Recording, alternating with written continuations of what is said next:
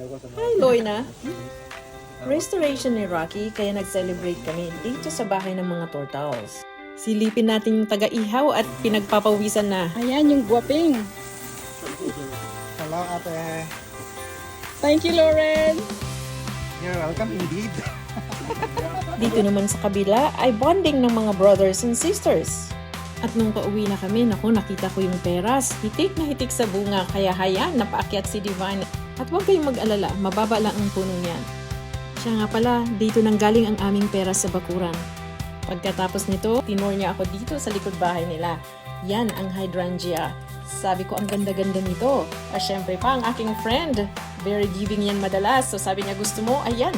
Syempre, hindi ang kubayan. O ayan. Syempre, inayos ko. Ang ganda-ganda niya, di ba? Yan, pagdating ko sa bahay, ito na siya. Hindi lang ako sa fellowship nag-enjoy kung hindi dahil din dito.